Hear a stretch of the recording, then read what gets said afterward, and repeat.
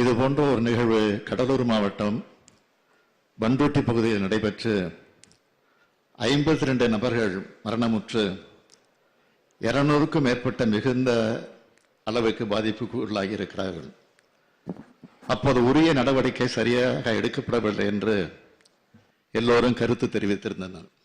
இப்போது பேசுகிற உறுப்பினர்கள் அந்த நிகழ்வு குறித்து பேசுவார்களோ என பயந்துதான் இவர்கள் இன்றைக்கு திட்டமிட்டு ஒரு நாடகத்தை அரங்கேற்றிவிட்டு வீதிகளுக்கு சென்று விதிகளுக்கு புறம்பாக நடந்து கொண்டு மரபுகளுக்கு மாறாக குழப்பம் விளைவிக்க முயன்று வெளியேற்றப்பட்டிருக்கிறார்கள். ஜனநாயக முறையில் இந்த மாமன்றம் நடைபெற வேண்டும் என்பதில் தலைவர் கலைஞர் அவர்களும் நானும் அசையாத கொள்கை உறுதி கொண்டவர்கள்.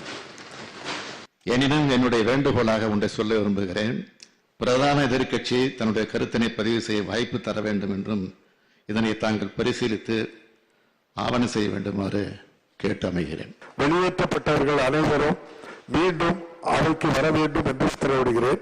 குறிப்பாக எதிர்க்கட்சி தலைவர் என்ற முறையில், எதிர்க்கட்சி உறுப்பினர் என்ற முறையில் மக்களுடைய பிரச்சனையை அரசனுடைய கவனத்திற்கு கொண்டு வருவது எங்களுடைய தலையாய கடமை. அந்த அடிப்படையில் தான் இன்றைய தினம் சட்டமன்றம் கூடியவுடன் கள்ளக்குறிச்சி நடைபெற்றுள்ள கள்ளச்சாராய மரணம் குறித்து பேசுவதற்காக நான் எழுந்தேன். பேரவைத் தலைவர் அனுமதி கொடுக்கவில்லை. சட்டப்பேரவைத் தலைவர் வலுக்கட்டாயமாக எங்களை வெளியேற்றிவிட்டார்.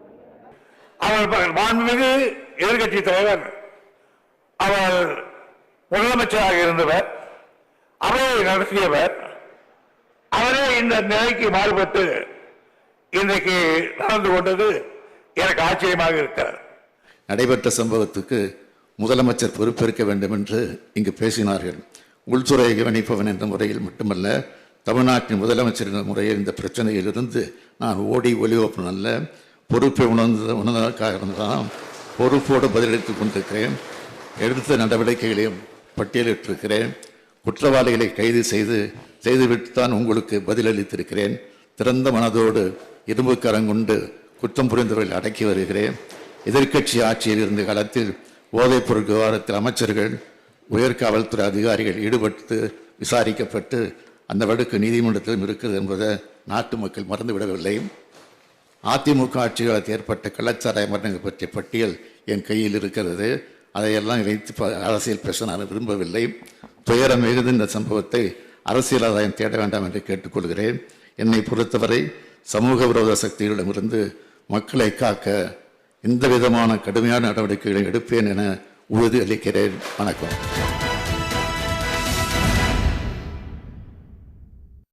வணக்கம். இது கேள்விக்களம். கள்ளக்குறிச்சியில் நடந்த விஷச்சாராய மரணங்கள், 50 உயிர்கள் பலியான அந்த துயர சம்பவம் தமிழ்நாட்டை சோகத்தில் ஆழ்த்தியிருக்கிறது, தமிழ்நாட்டையே உலுக்கி இருக்கிறது என்று தான் சொல்ல வேண்டும். இந்த சம்பவம் அரசாங்கத்தினுடைய நிர்வாக தோல்வி என்று எதிர்க்கட்சிகள் கடுமையாக விமர்சிக்கின்றன. இன்று சட்டப்பேரவையில் இந்த பிரச்சனை மிக வலுவாக எதிரொலித்திருக்கிறது.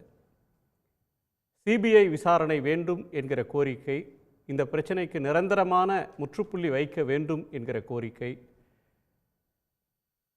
ஒவ்வொரு ஊர் அளவிலும் நடக்கக்கூடிய கள்ளச்சாராய மரணங்கள் என்பது, கள்ளச்சாராய விற்பனை உள்ளூர் போலீசார், உள்ளூர் அதிகாரிகள், உள்ளூர் அரசியல்வாதிகளுக்கு தெரியாமல் நடப்பதில்லை. அதை கண்காணிக்க வேண்டும், அந்த அளவிலேயே தடுக்க வேண்டும் என்கிற கோரிக்கைகள், இறந்து போனவர்களுக்கு 25 லட்சம் ரூபாய் வரையிலும் குடும்பத்திற்கு இழப்பீடு தர வேண்டும் என்கிற கோரிக்கை, பலவிதமான கோரிக்கைகள், கள்ளுக்கடைகளை திறக்க வேண்டும் என்கிற கோரிக்கை, மலிவு விலை மது இல்லாமல் டாஸ்மாக் மதுக்கடைகளுடைய மது விலை அதிகம் என்பதால் மக்கள் இதை நாடி செல்கிறார்கள் என்கிற விமர்சனம் என்று தமிழ்நாடு முழுவதும் சட்டப்பேரவைக்கு உள்ளேயும் வெளியேயும் இது சார்ந்த பலவிதமான கருத்துக்கள் முன்வைக்கப்பட்டு கொண்டிருக்கின்றன. இழந்த உயிர்களுக்கு, அவர்களை சார்ந்த குடும்பங்களுக்கு மனிதாபிமான அடிப்படையில் உதவி செய்யக்கூடிய ஒரு கோரிக்கை, குழந்தைகளுடைய கல்வி செலவை எல்லாம் ஏற்றுக்கொள்வோம் என்று முதலமைச்சர் சொல்லியிருப்பதாகட்டும், அல்லது குற்றவாளிகள் கைது செய்யப்பட்டிருக்கிறார்கள். இரும்பு கரம் கொண்டு இதை உறுதியாக ஒடுக்குவோம் என்று முதலமைச்சர் உறுதி தந்திருக்கிறார். எத்தகைய நடவடிக்கைகள் இதில் தேவைப்படுகின்றன? இதில் நிர்வாகம் எங்கே தோல்வி அடைந்திருக்கிறது? இந்த பிரச்சனைக்கான சமூக, பொருளாதார, அரசியல் பிரச்சனையாக இருக்கக்கூடிய இந்த பிரச்சனையை எந்த மட்டத்தில் கண்காணித்து இதுபோன்ற தவறுகள் மீண்டும் நடக்காமல் தடுப்பதற்கான வாய்ப்புகள் என்ன? டாஸ்மாக்கையே மூடுவது தீர்வு என்று சொல்வது சரியா?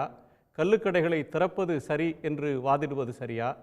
இறந்தவர்களுக்கு பணம் தந்தது தவறு என்று சொல்லக்கூடிய கருத்து ஏற்புடையதா என்ற பல கோணங்கள் இருக்கின்றன.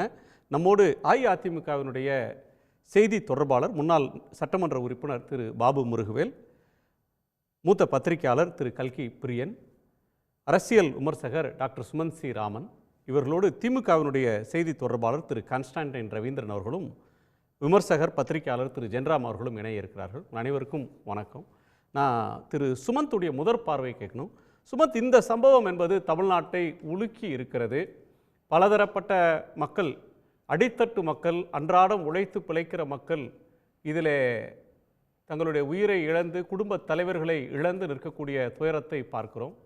அரசாங்கம் இன்னைக்கு சட்டமன்றம் அப்படின்னு வருகிற போது அதிமுக கேள்வி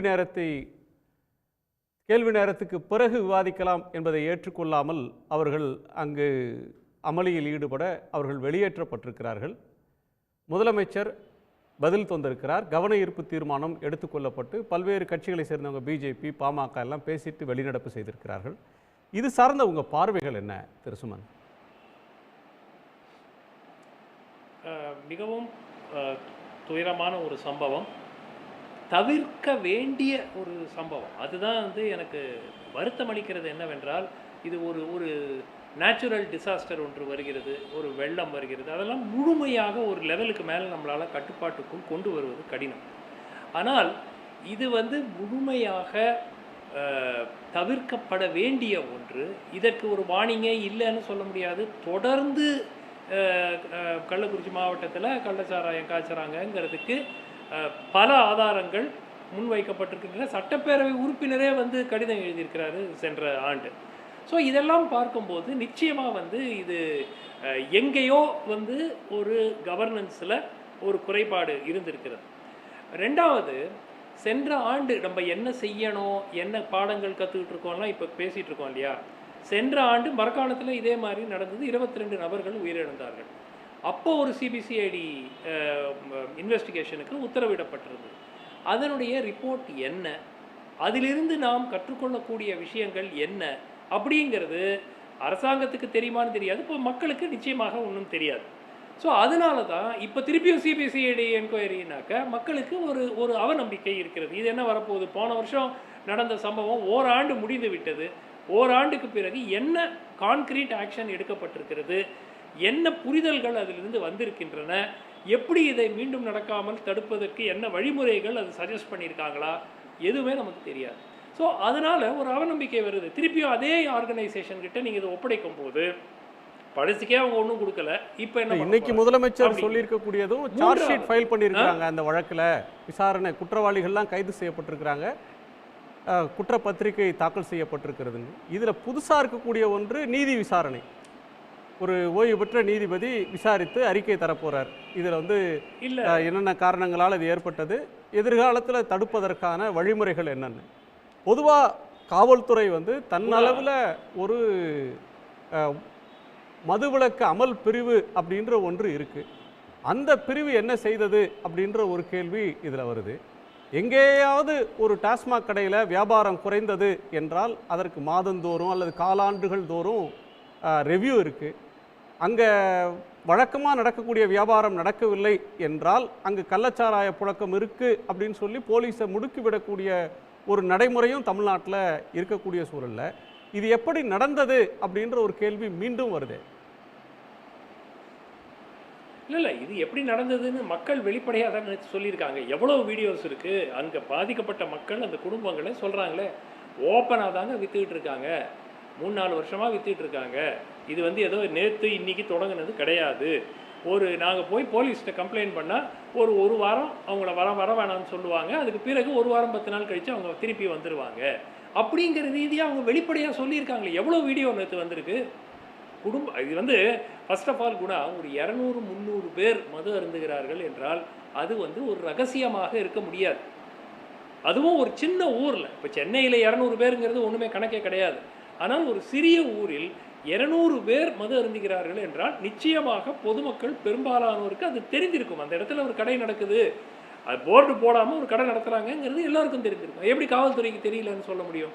ஸோ நிச்சயமாக இதில் கடுமையான கேள்விகள் கேட்கப்பட வேண்டும். ஆனால் ஒரு விஷயம் மட்டும், இது வந்து ஒரு ஐசோலேட்டட் இன்சிடென்ட், வேறு எங்கேயுமே நடக்கலை. கள்ளச்சாராயம் இது ஒரே ஒரு இடத்துல நடந்திருக்கு அப்படிங்கிற மாதிரி இல்லையா? இன்றைக்கி ஒரு செய்தியில் ஒரு ரெய்டு போயிருக்காங்க. நேற்று 660 லிட்டர் கள்ளச்சாராயம் வேலூர் மாவட்டத்தில் நினைக்கிறேன், எனக்கு எக்ஸாக்ட் மாவட்டம் ஞாபகம் இல்லை, பட் கள்ளக்குறிச்சி கிடையாது, வேறு ஏதோ மாவட்டத்தில் கண்டுபிடிச்சிருக்காங்க. இன்றைக்கி 660 லிட்டரு. தூத்துக்குடியில் ஏதோ ஒரு சர்ச்சில் வந்து 8 கோடி ரூபாய் மதிப்புள்ள போதைப் பொருள். எப்படிங்க இது சிஸ்டமிக்காக ஒரு ப்ராப்ளம் இல்லைன்னா எப்படிங்க அது மாதிரி வரும்? நீங்கள் ஆன் டிமாண்டு நேற்று வந்து இது நடந்திருக்கு, இன்றைக்கே வந்து உங்களுக்கு 600 லிட்டர், இங்கே 8 கோடி ரூபாய்ங்கிறது சின்ன அமௌண்ட்டா? அப்போ எவ்வளவு தூத்துக்குடியோட ட்ரக்கை பிடிக்கிறதும் இதுவும் வந்து ஒன்றுன்னு சொல்கிறீங்களா? ஒன்றோடு ஒன்று தொடர்புடையதுன்னு சொல்கிறீங்களா? இப்போ மரக்கானோ அல்லது ஒரு கள்ளச்சாராயம், ஊழல் சாராயம், விஷச்சாராயம் வெவ்வேறு பேர்களில் சொல்கிறத புரிஞ்சிக்க முடியுது. ஒன்றோடு ஒன்று தொடர்புடையது. அணைக்கட்டில் பிடிச்சாங்க, திருட்டில் விற்கிறாங்க, கள்ளத்தனமாக விற்கிறாங்க அப்படின்றது வந்து ஒரு இஷ்யூ. ட்ரக்குன்றது இன்னொரு ஏரியா இல்லையா? இல்லை குணா, நான் பார்ப்பது ஒன்றுத்தினுடைய எக்ஸ்டென்ஷன் தான் ஒன்று. உடம்புக்கு மிகப்பெரிய ஒரு கேடை விளைவிக்கக்கூடிய போதைப் பொருள் தான் அது. கள்ளச்சாராயமாக இருந்தாலும் சரி, அது ட்ரக்கு மெத்து போன்ற ட்ரக்காக இருந்தாலும் சரி, போதைப் பொருள் தான். அதை வந்து நம்ம வந்து கள்ளச்சாராயத்தை சிம்பிளாக காய்ச்சுவாங்க, போதைப் பொருளை வந்து அவ்வளோ ஈஸியாக இது பண்ண முடியாது, ப்ரிப்பேர் பண்ண முடியாதுன்னு நம்ம ஒரு ஆர்டிஃபிஷியலாக ஒரு பிரிவு ஏற்படுத்திக்கலாம். அடிப்படையாக என்ன, மக்களினுடைய உயிரை எடுக்கக்கூடிய பொருட்கள், விஷப்பொருட்கள், நச்சு பொருட்களுக்கு வந்து ஒரு கிராக் டவுன் இல்லாமல் இருக்கிறது. வெவ்வேறு மாவட்டங்களில் கிட்டத்தட்ட வாரம் ஒரு சீஷர் இதுக்கு ஒரு ஹால் இருக்கும்போது நிச்சயமாக கேள்விகள் கேட்கப்படும் இல்லையா? இதையும் கண்ட்ரோல் பண்ண வேண்டியது காவல்துறையினுடைய பொறுப்பு. ஸோ முதல் பார்வையாக நான் எடுத்துக்கிறேன். இப்போ நான் முன்னாடி கஸ்டம்ஸ் இல்ல ஒரே ஒரு பாயிண்ட், முக்கியமான கருத்துக்களை சொல்லிருக்கீங்க. ஒன்று முக்கியமான கஸ்டம்ஸ்ல இருங்க குணா ஒரே ஒரு பாயிண்ட்.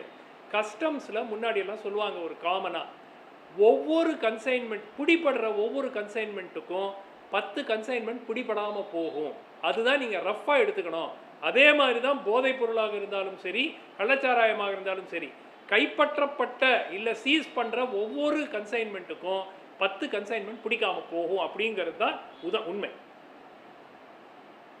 சரி, இன்னும் லார்ஜ் ஸ்கேலில் அது நடந்து கொண்டிருக்கும். சில இடங்களில் மட்டும் இது வெளிப்படுறத தெரியுது. இந்த மாதிரி சம்பவங்கள் நடக்கிறதுனால இது கவனத்துக்கு வருது அப்படின்ற கோணத்தை சொல்கிறீங்க. முக்கியமாக நீங்கள் சொல்கிற 3 பாயிண்ட், இது தவிர்க்கப்பட்டிருக்க வேண்டும். சிபிசிஐடி விசாரணைன்றது நம்பத்தகுந்ததாக இல்லை. ஏற்கனவே நடந்த சிபிசிஐடி விசாரணையுடைய தன்மை என்னன்றது மக்கள் மன்றத்தில் சந்தேகங்கள் இருக்குது. இதில் இன்னமும் கடுமையான கேள்விகள் அரசாங்கத்தை நோக்கி, நிர்வாகத்தை நோக்கி கேட்கப்பட வேண்டும் அப்படின்ற கருத்தை சொல்கிறீங்க. நன்றி. திரு பிரியன், உங்கள் பார்வை?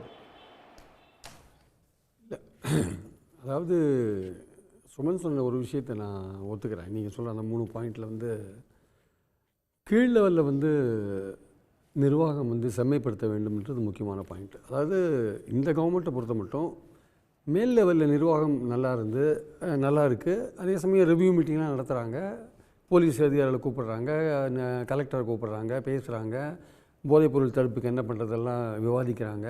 பட் அந்த மெசேஜ் எல்லாம் கீழ் லெவலில் கன்வே ஆகுதா, கீழே இருக்கிற அதிகாரிகள் அந்த மாதிரிலாம் ஒர்க் பண்ணுறாங்களா அப்படின்ற ஒரு விஷயம் இருக்குது. ஸோ அது வந்து தொடர்ந்து வந்து இன்றைக்கி தான் அது மாதிரி இருக்காருன்னா அந்த விஷயம் இன்றைக்கி அது மாதிரி இல்லை. இது வந்து பலகாலமாகவே அது மாதிரி தான் இருக்குது. கீழே இருக்கிறவங்க ஒரு மெத்தனமாகவும் ஒரு அலட்சியமாகவும் இல்லை அந்த குற்றச்செயல்களுக்கு துணை போகிறவர்களும் இருக்கிறத நம்ம பார்க்குறோம், தொடர்ந்து நம்ம பார்த்துட்டு தான் இருக்கோம் நம்ம. அதனால் வந்து இந்த கீழ் லெவலில் இருக்கிற அந்த நிர்வாகம், அந்த நிர்வாகத்தில் இருக்கிறவங்க மேலில் இருக்கிறவங்க சொல்கிற விஷயங்களை சரியாக கேட்குறாங்களா இல்லையான்றது ஒரு முக்கியமான விஷயம். பாண்டிச்சேரியிலிருந்து மெத்தனால் வந்ததுன்றாங்க. மெத்தனால் வந்து அவ்வளோ எளிதாக கிடைக்கும் இல்லை. அதை வந்து அதனுடைய டிரான்ஸ்போர்ட்டேஷன், அதனுடைய மூவ்மெண்ட்டை வந்து கண்காணிக்க. அதான் சொல்கிறேன். இப்போ போன வருஷமே பாண்டிச்சேரியில் தான் அந்த மெத்தனால் வந்துன்னு சொன்னாங்க.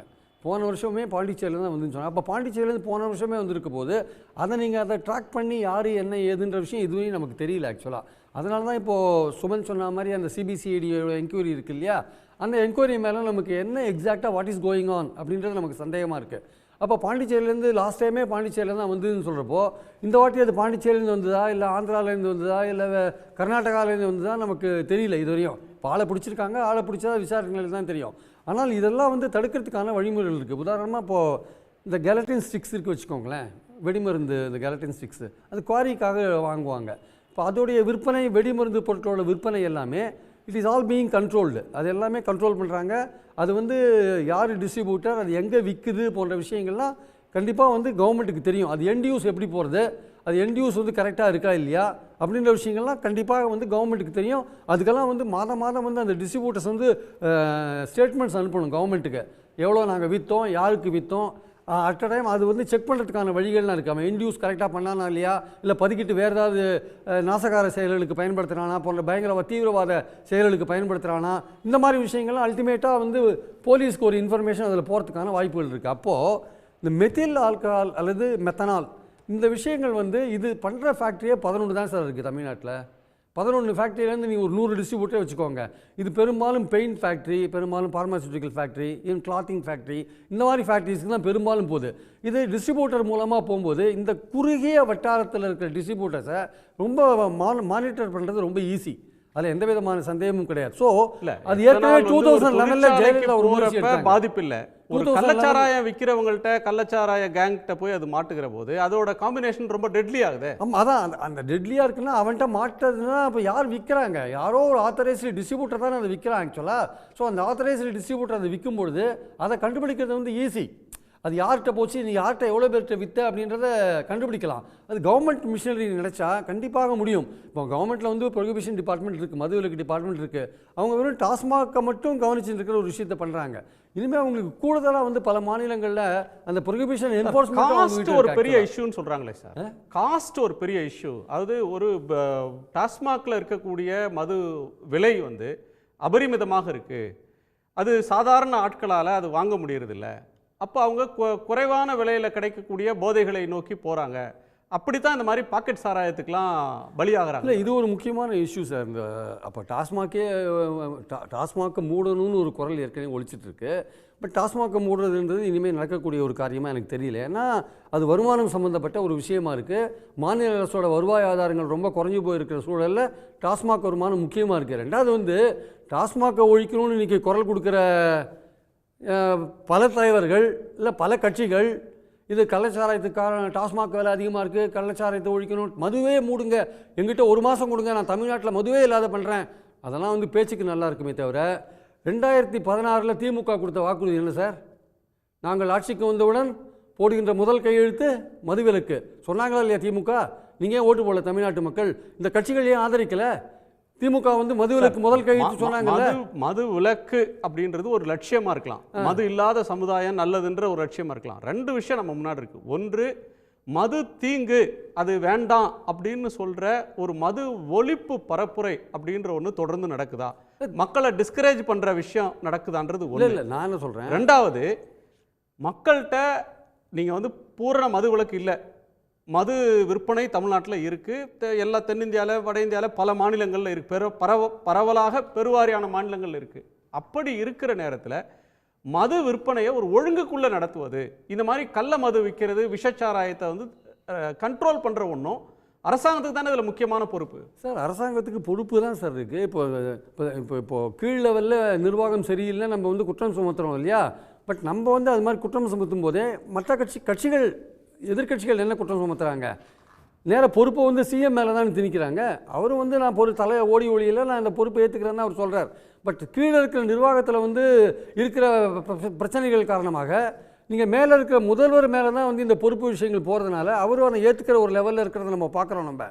அதனால் பொறுப்புன்றது வந்து ஆளுகின்றவர் யாரோ ஆளுகின்றவர் யாரோ அவர் தலைமையில் தான் இந்த பொறுப்பு போய் சேரும். நீங்கள் சொல்கிற மாதிரி இந்த கள்ளச்சாராயத்தை ஒழிக்கிறது போன்ற விஷயங்கள் வந்து அரசாங்கத்தோட ஒரு தொடர் முயற்சிகள். அதுக்கு வந்து அரசாங்கத்துடைய பங்களிப்பு மட்டுமே இதுக்கு இல்லை, சமூகத்தினோட பங்களிப்பும் வேணும். ஆக்சுவலாக பெரும்பாலுமே இந்த விஷச்சாராயம் இல்லை இந்த கள்ளச்சாராயம் போன்ற எதிர்க்கட்சிகள் வந்து ஆளுங்கட்சியை நோக்கியோ அல்லது முதலமைச்சரை நோக்கியோ குற்றம் சாட்டுவது அப்படின்றது இந்த விஷயத்துல தவிர்க்கவே முடியாதே. தவிர்க்க முடியாது. எதிர்க்கட்சி தலைவர் பேசுறாருன்னா எதிர்க்கட்சியோட வேலையை அதுதானே, அவங்க கொஸ்டின் பண்ணலதானே தப்பு சார். அது பண்ணலனா தப்பு, அது பண்றாங்க சார். நான் பண்ணுவாங்க, பண்ணலைன்னா தவறு. நான் அது எந்த விதத்தில் குறை காணவே இல்லை. எதிர்க்கட்சிகள் அதை பண்ணதான் செய்வாங்க. ஆனால் இதில் எந்த அளவுக்கு நீங்கள் வந்து தலைமை பொறுப்பில் இருக்கிறவங்க மேலே வந்து நேரடியாக பொறுப்பு சுமந்தீங்கன்னா தார்மீக ரீதியான பொறுப்பு தலைமை பொறுப்பில் இருக்கிறவங்களுக்கு இருக்குது. ஆனால் ஆக்சுவலாக தப்பு பண்ணவங்க யார்? கீழே இருக்காங்க. நீங்கள் மது ஒழிப்பு சம்பந்தப்பட்ட விஷயங்கள்லாம் நடவடிக்கை சார். அது ஏடிஜிபியை சஸ்பெண்ட் பண்ணுறாங்க, எஸ்பியை சஸ்பெண்ட் பண்ணுறாங்க, கலெக்டரை சஸ்பெண்ட் பண்ணியிருக்கோம், பொறுப்பான எல்லார் மீது நடவடிக்கை எடுத்திருக்கணும்னு முதலமைச்சர் சொன்னாலும் இன்னைக்கு சட்டமன்றத்தில் ஆட்சியினுடைய தவறு, நீங்கள் சிபிஐட்ட ஒப்படைங்க அப்படின்னு ஏடிஎம்கே முன்வைக்கக்கூடிய கோரிக்கை எப்படி பார்க்குறீங்க சார்? இதுக்கு முன்னாடி பல கேஸ் வந்து திமுக ஆட்சியில் வந்து சிபிஐட்ட ஒப்படைக்கன்னு சொல்லும்போது அதிமுக ஒப்படைக்காத போது கோர்ட்டுக்கு போய் தான் சிபிஐயில் ஒப்படைச்ச விஷயங்களாம் நம்ம பார்த்தோம். அதனால் வந்து நான் என்ன சொல்கிறேன், எதிர்க்கட்சிகள் அவங்க கேட்குற கடமையை கேட்குறாங்க. அதை இன்றைக்கி கோர்ட்டில் கூட ஒரு கேஸ் இருக்குது, சிபிஐயில் ஒப்படைக்கக்கூடிய ஒரு கேஸ் போயிட்டுருக்குன்னு நம்ம பார்க்குறோம். நம்மளுடைய பாயிண்ட் என்னென்னா வந்து இந்த தவறுக்கு பொறுப்பை வந்து நீங்கள் ஆட்சியாளர்கள் மேலே செலுத்துறது ஒரு பக்கம் இருந்தால் கூட இது வந்து நிர்வாகத்தில் கீழ்மட்டத்தில் இருக்கிறவங்க அவங்களுடைய தவறை வந்து உணர்ந்து இந்த அரசாங்கம் எடுக்க வேண்டிய டேமேஜ் கண்ட்ரோல் எக்ஸசைஸ்லாம் பண்ணியிருக்காங்க. இது இமீடியட்டாக என்ன நடவடிக்கைகள் எடுக்கணுமோ அதெல்லாம் பண்ணியிருக்காங்க. அடிப்படையான விஷயம் என்னென்னா, அந்த இதில் மரக்காணத்தில் நடந்த ஒரு வருஷத்துக்குள்ளே இந்த விஷயம் நடக்கும்பொழுது அந்த ஃபாலோ அப் ஆக்ஷன் ஏன் இல்லைன்ற ஒரு கேள்வி நிச்சயமாக ஆட்சியாளர்கள் மேலே இன்னும் கொஞ்சம் அழுத்தமான ஒரு குற்றச்சாட்டை வைக்கிறதுக்கு வாய்ப்பாக அமைஞ்சு போகிறது. சிபிசிஐடி என்ன பண்ணாங்கன்ற ஒரு கேள்வி மறுபடியும் எழுது. அதனால தான் வந்து அரசியல் ரீதியாக ஒரு சக்ஸஸ்ஃபுல்லான ஒரு கவர்மெண்ட்டு ஒரு 40க்கு 40 தேர்தலில் வெற்றி பெற்று ஒரு இன்னும் அடுத்த கட்டத்துக்கு மூவ் ஆகின்னு இருக்கிற ஒரு சூழலில் இந்த விஷயங்களும் ஏன் ஒரு கரும்புள்ளியாக வந்து நிற்கிறதுனா, இந்த ஒரு வருஷத்துக்கு முன்னாடி நடந்த விஷயங்களில் தொடர் நடவடிக்கைகள் வந்து என்ன ஆச்சு ஏதாச்சுன்ற ஒரு கேள்வி இருக்கு இல்லையா, அது இல்லாதனால தான் நமக்கு வந்து சிபிஐக்கு ஏன் ஒப்படைக்கக்கூடாதுன்ற ஒரு கேள்வியை சுமந்து போன்றவர்கள் எழுப்புகிறாங்க. ஆனால் என்னென்னா, நம்ம நாட்டு இவங்க எடுக்க வேண்டிய நடவடிக்கைலாம் எடுத்துட்டாங்க. சிபிசிஐடி வந்து ஒரு குறிப்பிட்ட காலக்கெடுவுக்குள்ளே இந்த பர்டிகுலர் இந்த விஷயங்களில் இப்போ 4-5 பேரை சம்பந்தப்பட்ட ஆட்களை உடனே அரெஸ்ட் பண்ணிட்டாங்க. இது உடனடியாக ஒரு ஃபாஸ்ட் ட்ராக் கோர்ட்டில் இதை கொண்டு போய் இதை நிரூபித்து அதை குற்றவாளி சட்டத்தின் முன்னால் நிறுத்தி அவங்களுக்கு தண்டனை வாங்கி கொடுக்குற விஷயத்தை சிபிசிஐடி உடனடியாக பண்ணாங்கன்னா, பழைய கேஸ் முதற்கொண்டு எல்லாத்தையும் பண்ணாங்கன்னா, இப்போ இமீடியட்டாக ரியாக்ட் பண்ணி நாங்கள் அங்கே ஊழல் அடித்தோம் இங்கே ஊழல் அடித்தோம், இதுக்கு போன வருஷமும் நடந்து இந்த விஷயங்கள்லாம் இது ஒரு வாரத்துக்கு அந்த செய்தி இருக்கும். ஆமாம், அதுக்கப்புறம் நம்ம எதிர்க்கட்சி அப்படின்றது நீங்கள் சொல்கிற மாதிரி சிபிஐ விசாரணை கேட்கலாம், எல்லா விஷயங்களும் கேட்கலாம். ஆனால் ஒரு எதிர்க்கட்சி இன்றைக்கி என்ன நடந்தது, அது தன்னுடைய கருத்துக்களை பதிவு வைக்கிற அளவுக்கு முயற்சி பண்ணாங்களே எதிர்க்கட்சி. இன்றைக்கி ஒரு கேள்வி நேரத்துக்கு அப்புறம் நீங்கள் உங்கள் கருத்தை சொல்லுங்கன்னு சொல்கிறாரு சபாநாயகர். நீங்கள் வந்து அது கூட பொறுக்காமல் முதல்லையே நாங்கள் விவாதத்துக்கு போகணும்னு சொல்கிறீங்க. கொஞ்ச நேரம் பொருந்து கேள்வி நேரத்துக்கு அப்புறம் இல்லைங்க நீ இதை எடுத்தே ஆளுன்னு சொன்னீங்கன்னா அந்த சமயத்தில் உங்களுக்கு சபாநாயகர் ஏதாவது தடுத்தார்னா அப்போ நீங்கள் எதிர்ப்பு தெரிவித்து வெளில வந்திருக்கலாம். அதுக்கப்புறம் பல கட்சிகள் கவன ஈர்ப்பு தீர்மானத்தில் பேசியிருக்காங்க, பாமகலாம் பேசிட்டு வெளில போயிருக்காங்க, பிஜேபிலாம் பேசிட்டு வெளில போயிருக்காங்க. அப்போது நீங்கள் அட்டென்ஷன் கிராப் பண்ணுறதுக்காக அல்லது மீடியா கிளாருக்காக நீங்கள் முதலே எடுத்த உடனே இந்த விஷயத்தை நீங்கள் ஆரம்பிச்சிங்கன்னா அது வந்து நீங்கள் உண்மையான மக்கள் பிரச்சனையை வந்து சட்டமன்றத்தில் பதிவு பண்ணுற நோக்கத்தோடு தான் நீங்கள் வந்தீங்களான்ற ஒரு கேள்வி இயல்பாக எழுது. இருந்து இந்த விவாதத்தில் கலந்து கொண்டு அவங்க முதல் கருத்தை பதிவு பண்ணியிருக்கணும். சபாநாயகர் சொல்கிற விஷயத்தை கேட்டுட்டு சார் மணிப்பூர் விஷயத்துக்கு எத்தனை நாள் போராடினாங்க பார்லிமெண்ட்டில் எதிர்க்கட்சிகள், கொஞ்சமாவது அசைஞ்சு கொடுத்தாங்களா சார் கவர்மெண்ட்டு? அப்புறம் நம்பிக்கையில்லா தீர்மானம் கொண்டு வந்தால் நம்ம விவாதத்துக்கு வந்தது. ஆக்சுவலாக இங்கே வந்து கேள்வி நேரத்துக்கு அப்புறம் நாங்கள் எடுக்கிறோம்னு சொன்ன பிறகு நீங்கள் இல்லை முதல்ல எடுக்கணும்னா கொஞ்ச நேரம் ஒரு half an hour முடித்த பிறகு எடுக்கலைன்னா அப்போ ஒரு கேள்வி கேட்கலாம். அது உங்கள் வாய்ப்பை நீங்கள் மிஸ் பண்ணிவிட்டு நீங்கள் வெளியில் போய் பேசி என்ன பிரயோஜனம்? சட்டமன்றத்தில் நீங்கள் பதிவு பண்ணதே போயிட்டீங்களே.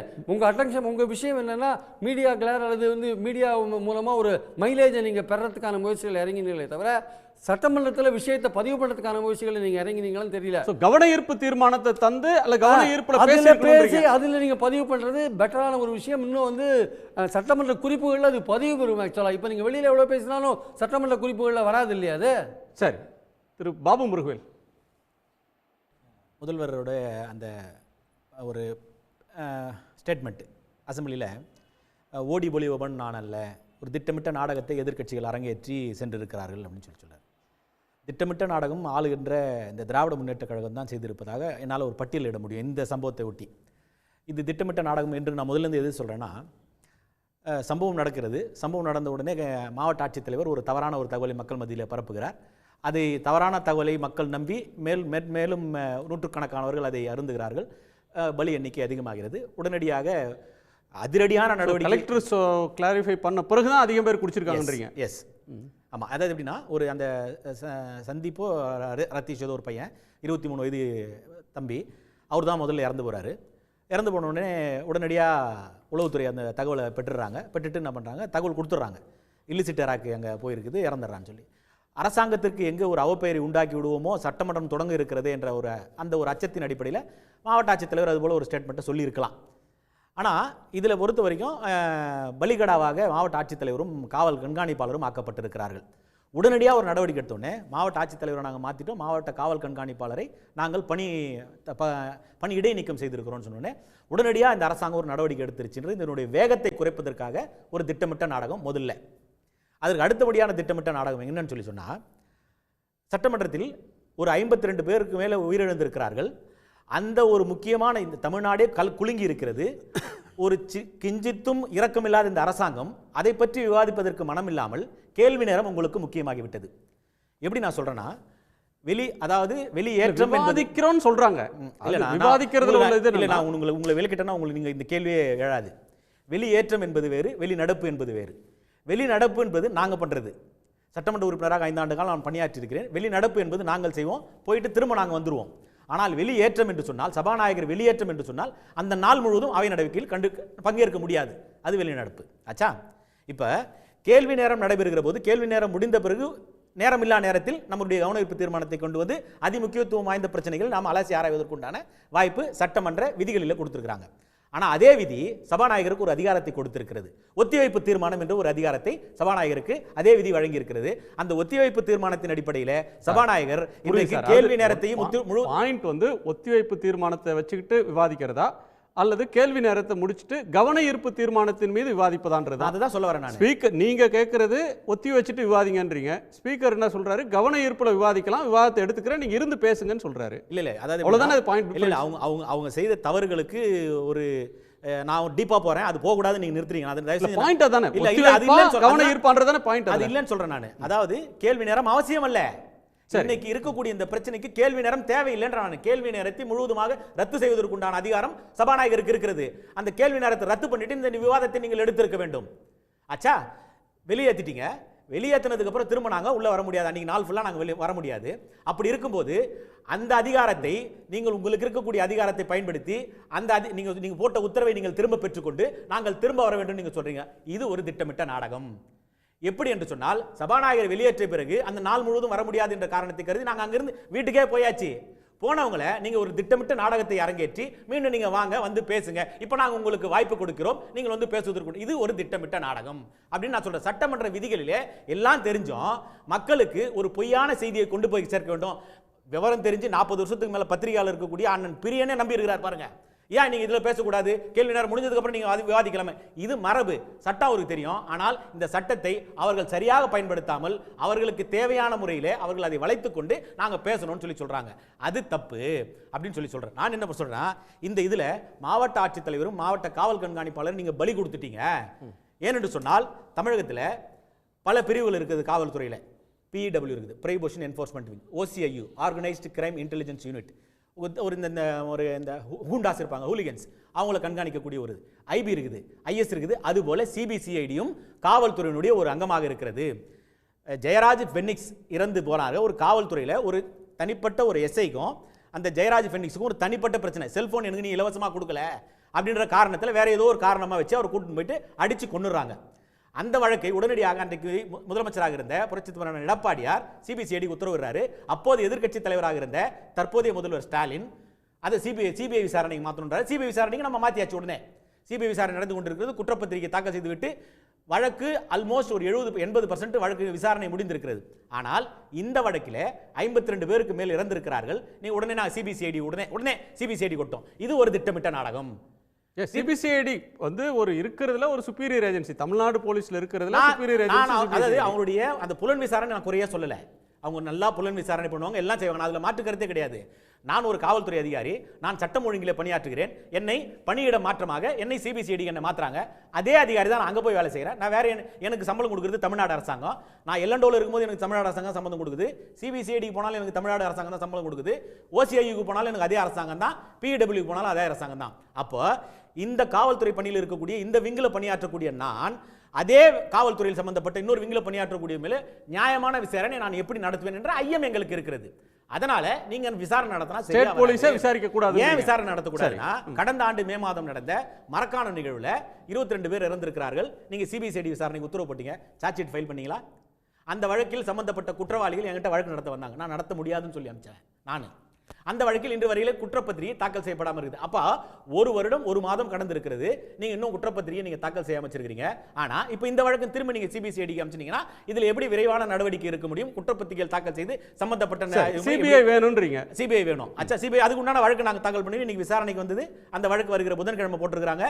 அந்த வழக்கில் இன்றைக்கு உயர்நீதிமன்ற நீதி கேட்டிருக்காங்க. 2 வருஷம் ஆயும் லாவண்யா கேஸ்ல சிபிஐ இன்னும் விசாரணையே தொடங்கல சார். அவங்க வந்து சார்ஜ் ஷீட் எதுவும் போடல. இல்ல அது போல நம்ம அடுக்கணும்னு வச்சுக்கலாம், 1000 கேஸ் அடுக்கலாம். இந்த அரசு வந்த பிறகு தஞ்சாவூர்ல ஒரு அருட் சகோதரி ஒருவர் அவங்க மிரட்டி ஒரு பெண்ணை வந்து மதமாற்றம் செய்ய சொன்னாங்கன்னு சொல்லி அதனால அந்த பொண்ணு வந்து தற்கொலை செய்து கொண்டதுன்னு ஒரு புரளியை வந்து மத அடிப்படைவாதிகள் கிளப்பினாங்க. அந்த பெண் இறந்த பிறகு அதில் சிபிஐ விசாரணை வேணும்னு தானே கேட்குறீங்க. சிபிஐ விசாரணை கொடுத்தாங்க. அந்த சிபிஐ விசாரணையில் இதுவரையிலும் அவங்க எதுவுமே பண்ணலையே. என்ஃபோர்ஸ்மென்ட் டைரக்டரேட் பாத்தீங்களா, பொள்ளாச்சி கேஸ்ல சிபிஐ என்ன பண்ணாங்க சார்? இதுவரையும் மாணவிகள் கேஸ்ல அது உங்களுக்கு சார்பாக நான் பேசுறேன். சிபிஐ சொன்னா சிபிஐக்கு மேல ஜெயலலிதா கேட்ட சிபிசிஐடி தப்பு பண்ணா கேக்குறது வேற. இல்ல இங்க பாருங்க, ஒரே ஆளு நீங்க 4 பேர் பேசுறீங்க ஒண்ணா சேர்ந்து. நான் பேசுறதை விட்டுருங்க, அதுக்கு அப்புறம் நீங்க தனியா ஒவ்வொரு பேசலாம். யாரும் இல்லையே. 4 பேர் எங்க சார் பேசணும்? இல்ல அதான் நீங்க 40 பேருக்கு நான் பதில் சொல்ல முடியும். என்னால எனக்கு கெபாசிட்டி இருக்குது, என்னால எனக்கு தெரியும் விவரம். நான் ஒரு பிரச்சனை இல்ல, ஒவ்வொருத்தரா பேசுங்க, பதில் சொல்றேன். நான் என்ன சொல்றேன்னா, சிபிஐ விசாரணையில் நிறைய புலன் விசாரணை யூஐல இருக்குது, under investigation, charge sheet file பண்ணாத வழக்குகள் இருக்குது. என்ஃபோர்ஸ்மென்ட் டைரக்டரேட்ல 30,000 வழக்கு இந்தியா முழுவதும் போட்டிருக்காங்க. அதுல 3 வழக்கு தான் கன்விக்ஷன் ஆயிருக்குது. அதுக்காக இருக்கக்கூடிய அந்த புலன் விசாரணை அமைப்பு மேல சந்தேகம் வரக்கூடாது. நான் இதே ஒரு அரசாங்கத்தின் கீழ் செயல்படக்கூடிய ஒரே காவல்துறையில் இருக்கக்கூடிய பிரிவுகள் இந்த வழக்கை விசாரிக்க கூடாது. இது ஒரு திட்டமிட்ட நாடகமாக வந்துவிடும். சகோதரி அனிதா நீட் தேர்வுக்காக தன்னுடைய இன்னுயிரை மாய்த்துக் கொள்கிறார். அதுக்கு கூப்பாடு போட்ட ஸ்டாலின் உடனே இவ்வளவு பெரிய மரணம் நிகழ்ந்திருக்கிறது. இந்த மரணத்திற்கு எந்த விதமான ஒரு, அதாவது எப்படின்னா, அந்த ரூசோன்னு சொல்லி ஒரு சிவகங்கை மாவட்டத்தில் திமுக இளைஞரணி மாவட்ட செயலாளர் வெட்டி கொண்டுறாங்க. அப்போ என்னெல்லாம் ஞாபகம் இருக்குது, கல்லூரியில் படிக்கிறேன். கருணாநிதி ஸ்டேட்மெண்ட் கொடுக்குறார், 1000 செந்தேல்கள் என் தலையில கொட்டின மாதிரி இருந்துச்சு தம்பி, ரூசோ செத்து போனது. இது போல வார்த்தை ஜாலகம் உங்களுக்கு தான் தெரியும். மிகப்பெரிய துயரத்தை கண்டுட்டேன், எனக்கு தாங்கொன்னா துயரம் இருக்கிறது, அதெல்லாம் இங்கே தேவையே இல்லை. ஆளை மாத்திட்டேன், தாங்கொன்னா துயரம், அதெல்லாம் எனக்கு வேணே வேணாம்.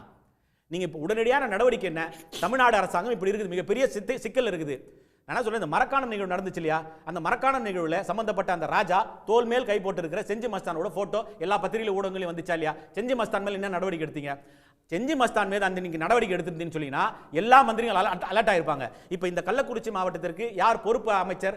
ஏவாவேலு பொறுப்பு அமைச்சர். அந்த ஏவாவேலு இப்போ நீங்க என்ன சொல்றேன்னா, அங்க இருக்கக்கூடிய வரி வாய்தாவா வரி வசூல் பண்றது மட்டும் வேலை கிடையாது, மந்திரிகளுக்கு வேலை. இருக்கக்கூடிய நிர்வாகத்தையும் நீங்கள் கவனிக்க வேண்டும். அந்த மாவட்டத்திற்கு பொறுப்பு என்று சொன்னால் சட்டம் ஒழுங்கு உங்களுக்கு பொறுப்பாக இருக்க வேண்டும். இப்போ இதுக்கு நீங்க தார்மீக பொறுப்பேற்று முதலமைச்சர் நீங்க விலக மாட்டீங்க, ஏன்னா உங்க பொறுப்புல இருக்கு. சரி, நான் என்ன சொல்றேன்னா, சிம்பிளா சார், எஸ்பி நீங்க எஸ்பி கருத்தை கேட்டு ஒரே நிமிஷத்துல முடிச்சறேன். எஸ்பி சஸ்பெண்ட் பண்ணிட்டீங்க. அப்ப எஸ்பி தப்பு பண்ணிருக்காரு. அந்த எஸ்பி எதுல வருது? உள்துறை வருது. உள்துறை யார் வச்சிருக்கீங்க? சிஎம் வச்சிருக்கீங்க. அப்ப நீங்க என்ன பொறுப்பு ஏத்துக்க போறீங்க? ஒரு அரசு அதிகாரி நீங்க தண்டனை கொடுத்துட்டீங்க, உங்களுக்கு தண்டனை கொடுக்க கூடிய இடத்துல நீங்க இருக்கீங்க. ஒரு எஸ்பியை, ஒரு ஐபிஎஸ் படிச்ச ஆபீசர் நீங்க சஸ்பெண்ட் பண்ணிட்டீங்க. Just like that. அவரோட ரிட்டையர்மென்ட் வரைக்கும் அவருக்கு அந்த பிரச்சனை இருக்கும். உங்க மேல யார் நடவடிக்கை எடுப்பாங்க? முதல்ல பண்ணணுமா வேணாமா? அதுல புரியல, அந்த ஐபிஎஸ் ஆபீசரை சஸ்பெண்ட் பண்ணிருக்கணுமா வேணாமா? நிச்சயமா பண்ணிருக்கணும், நியாயமானது. நீங்க பண்ணக்கூடிய அதுக்கு பொறுப்பு இருக்கிறீங்களே, உங்க மேல யார் நடவடிக்கை எடுக்கிறது? தார்மீக பொறுப்பா நீங்க என்ன செய்ய போறீங்க? அதை தாண்டி மெத்தனால் பத்தி சார் சொன்னாரு. அடுத்த சுற்றுல பேசுங்க. அதாவது சினிமாவை பார்த்தே வளர்ந்த கட்சி அதிமுக. அதனால் நடக்கிறதெல்லாம் நாடகமாகவே பார்க்குறது தப்பு கிடையாது, அது அவங்களுடைய பார்வை. நாங்கள் போய் இதில் நாடகம் நடத்துகிறோமா என்னென்னா, கலெக்டர் ஒரு ஸ்டேட்மெண்ட்டு சொல்கிறாரு, அரசாங்கத்தை காப்பாற்றுற ஸ்டேட்மெண்ட்டு, அவரை நாங்கள் சஸ்பெண்ட் பண்ணுறது ஒரு நாடகமா? யாராவது நம்புவானா? பார்த்துக்கிட்டு இருக்கிற யாராவது? அதாவது எனக்கு சாதகமாக ஒரு ஆட்சியர் சொல்கிறாரு, அவரை நான் சஸ்பெண்ட் பண்ணால் நாட்டு மக்களுக்கு தெரியாதா? இந்த ஆட்சியருக்கு எதிராகத்தான் இந்த ஆட்சி தலைவர் மாண்புமிகு முதலமைச்சர் பொறுப்பேற்றிருக்கிறாருன்னு நிர்வாகத்தில் நடக்கிற தவறுக்கெல்லாம் அந்த அமைச்சர்கள் பொறுப்பே அவர்கள் பதவி விலக வேண்டும் என்று சொன்னால் நிர்வாகத்தில் நடக்கிற ஒவ்வொரு பொழுதும் அமைச்சர்கள் பதவி விலகி கொண்டிருப்பார்களா? நான் கேட்குறேன். 13 பேரை தூத்துக்குடியில் சுட்டு கொன்னப்போ உங்களை மாதிரி தான்ப்பா நானும் டிவியில் பார்த்து தெரிஞ்சுக்கிட்டேனோ என்னப்போ சாமானிய மாதிரி பேசின முதலமைச்சரை இந்த நாடு பார்த்துருக்கு.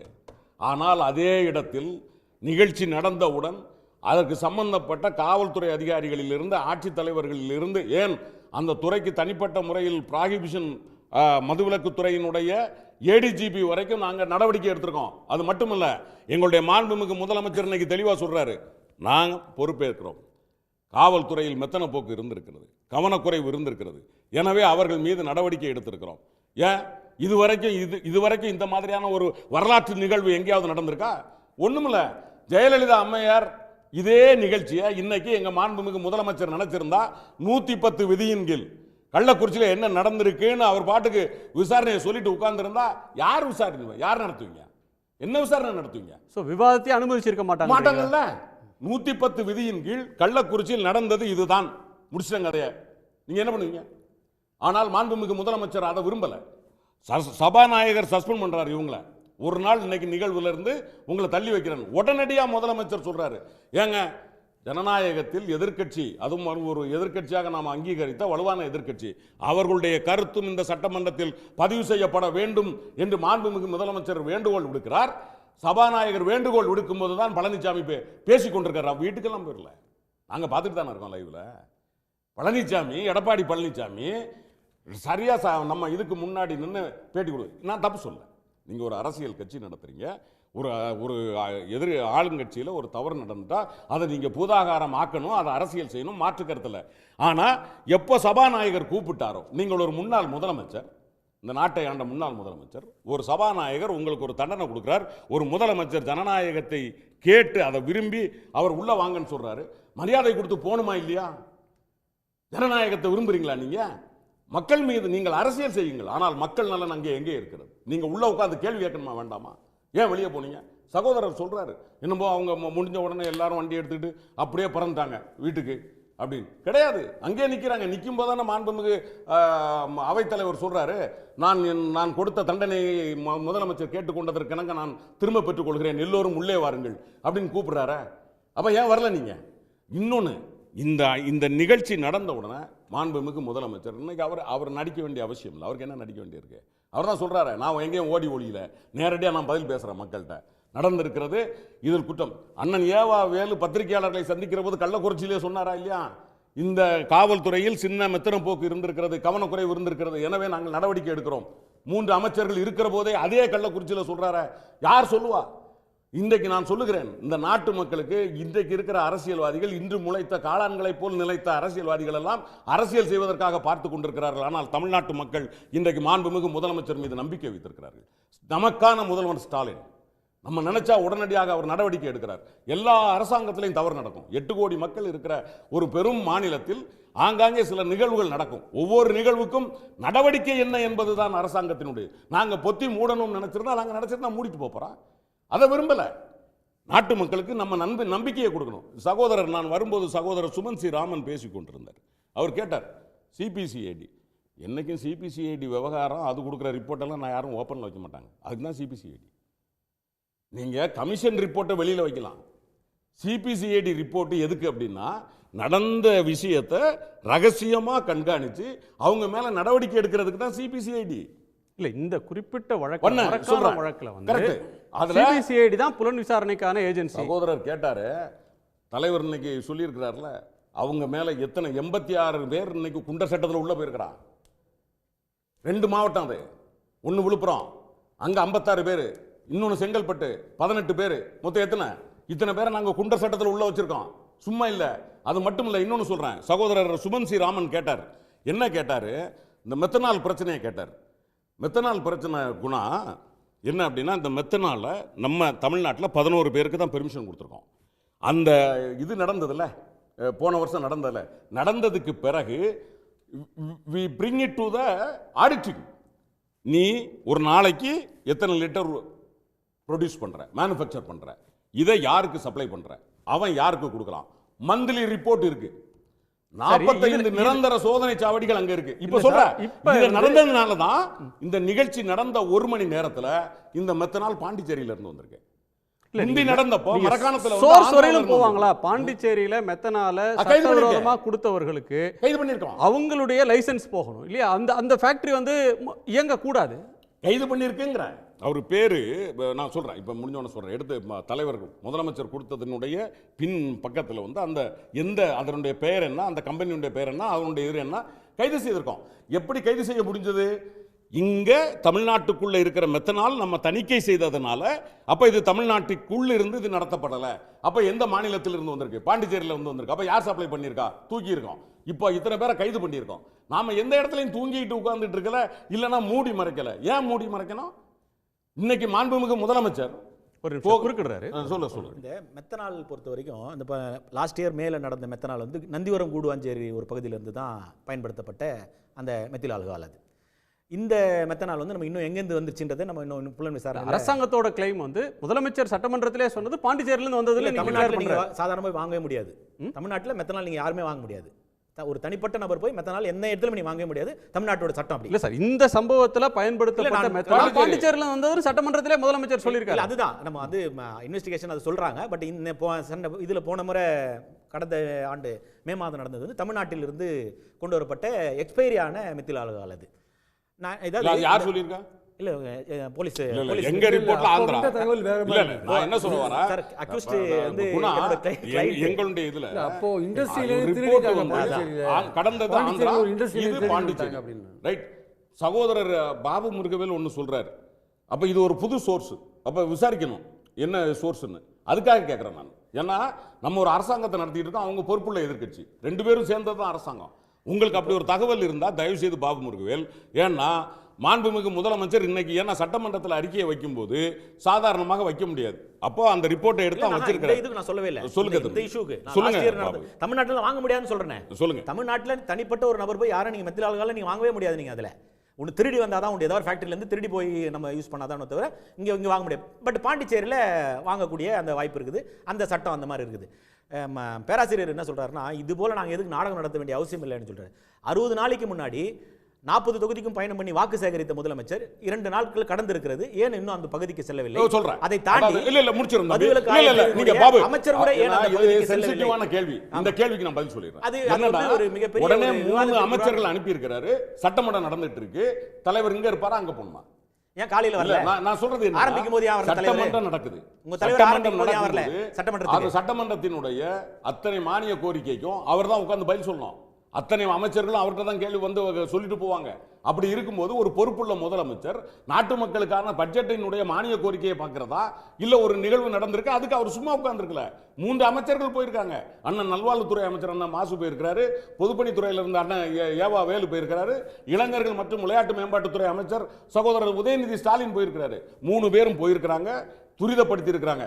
இதை விட பெரிய கொடுமை எடப்பாடி பழனிசாமி என்ன சொல்லிவிட்டாரு, அங்க ஒரு கெமிக்கல் மருந்து சார், இந்த மெத்தனாலை வந்து உடனடியாக ரெடியூஸ் பண்ற மருந்து, இது கிடைக்கலன்னு பத்திரிகையாளர் இவர் சொன்ன 10வது நிமிஷம் அப்படியே ஏவா வேலைன்னா அதை எடுத்து காட்டுறாரு.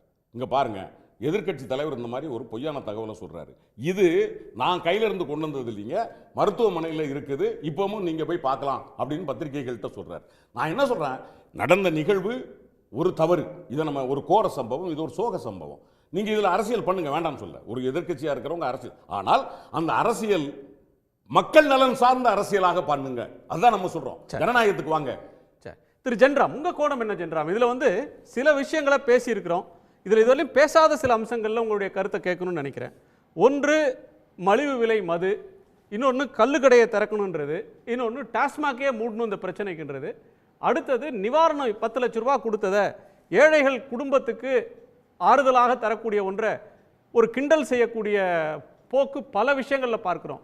குடித்தவர்களை விக்டிம்ஸாக பார்க்குறதா அல்லது அவன் ஏன் குடித்தாங்க அவங்க குடும்பத்தையும் தண்டிக்கணும் அப்படின்னு பார்க்கிறதா? இதில் அதான் மலிவு விலை மது அரசாங்கமே கொடுக்கணும் அப்படின்னு சொல்கிறது கள்ளச்சாராயத்தை குறைப்பதற்காக அப்படின்னு கடந்த காலத்திலே இது போன்ற குரல்கள் வந்தன. மலிவு விலையாக பாக்கெட் சாராயம் இருந்தது, சிறு சிறு அளவுகளோட பாட்டிலில் சாராயம் இருந்தது, IMFL இருந்தது. ஆனால் அது எல்லாமே ஆக்சஸ் வந்து அதிகமாகுது. குறைந்த காசு கையில் இருந்தால் கூட விட்டு குடிக்காமல் விட்டு செல்றவர்கள் கூட இப்போது இந்த குறைந்த விலை மதுவை வாங்குகிறார்கள். அதனால் அதை அந்த பழக்கத்தை என்கரேஜ் பண்ணாதீங்கன்னு இதே குடிமை சமூகத்திலேருந்து குரல் வந்ததுனால தான் அதையெல்லாம் டாஸ்மாகில் எடுத்துட்டாங்க. அந்த சாராய கடைகள் அவர் அமைச்சர் முத்துசாமி ஒரு வருஷத்துக்கு உள்ள ஒரு 10 மாதம் இருக்கும். அவர் பொறுப்பேற்ற உடனே வந்து தொழிலாளர்கள் காலையில் குடிக்கிற சில பழக்கம் இருக்கு, அவர்களுக்கு வந்து குறைவான அளவில் குறைச்ச விலையில டெட்ரா பேக்கில் தரலாமா அப்படின்ற திட்டத்தை யோசிச்சுட்டு இருக்கோம்னாரு. எதிர்ப்பு வந்ததும் அதை அவங்க அதோட கைவிட்டாங்கன்னு நினைக்கிறேன். ஆமாம், அந்த கோரிக்கைகளை முன்வைப்பவர்களிடத்துல ஒரு கொள்கை தொடர்ச்சி இருக்கணும்.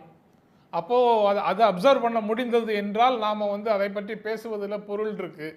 அவங்கக்கிட்ட அந்த கொள்கை எமோஷனலாக இன்றைக்கு இருக்கக்கூடிய சூழலில் ஒரு கோரிக்கையை முன்வைக்கிறது, இன்னொரு சமயத்தில் பொலிட்டிக்கலாக அரசு முன்முயற்சி எடுக்குதுன்னா அதற்கு நேர் எதிரான ஒன்றை பேசுவது அப்படின்னு தொடர்பில்லாமல் அது ஒரே விஷயத்தில் மாற்றி மாற்றி கருத்து சொல்லக்கூடியவர்களாக அரசியல் செய்பவர்கள்ட்ட நம்ம தொடர்ந்து எதுவும் பேச முடியாது அப்படின்னு நினைக்கிறேன். அது ஒன்று. அதுக்கப்புறம் அந்த கிளாஸ் டிஃபரன்ஸுங்கிறது பெரிய பிரச்சனை தான் இதில். ஃபாரின் லிக்கர், இந்தியன் மேடு ஃபாரின் லிக்கர், அதுக்கப்புறம் கள்ளுக்கடை சாராய கடைன்னு ஒரு கேட்டகரி இருக்குது. ஆனால் நம்ம நடைமுறைக்கு கொண்டு வரல. கள்ளுக்கடை சாராய கடை, இதுக்கும் அடுத்த லேயரில் கள்ளச்சாராயம், அதுக்கும் அடுத்த லேயரில் இந்த விஷச்சாராயம். இது இவ்வளவும் வந்து சமூகத்தில் வெவ்வேறு பகுதி மக்களுக்கு கிடைக்கக்கூடியதாக இருக்குது. இங்கே தான் ரெகுலேட்டரி ப்ரொசீஜர்ஸ் தேவைப்படுகிறது அப்படின்னு நான் நினைக்கிறேன். இதில் வேற ஒன்றும் செய்ய முடியாதுங்கிறதும் கஷ்டமான விஷயம். அதில் வந்து லீகலாக அலோவ் பண்ணின விஷயத்துக்கு கீழே இருக்கக்கூடியதை அபாலிஷ் பண்ணி தான் ஆகணும். ஆனால் திராவிட முன்னேற்ற கழக ஆட்சி பொறுப்பேற்றதற்கு பிறகு இந்த 3 ஆண்டுகளில் எத்தனை வழக்குகள், கள்ளச்சாராய வழக்குகள் பதிவாகி இருக்கின்றன, எத்தனை பேரை கள்ளச்சாராயங்களுக்காக கைது செய்திருக்கிறோம் அப்படின்னு முதலமைச்சர் இன்றைக்கு கொடுத்த ஸ்டேட்மெண்ட்டை பார்த்தா அதிர்ச்சியாக இருக்குது.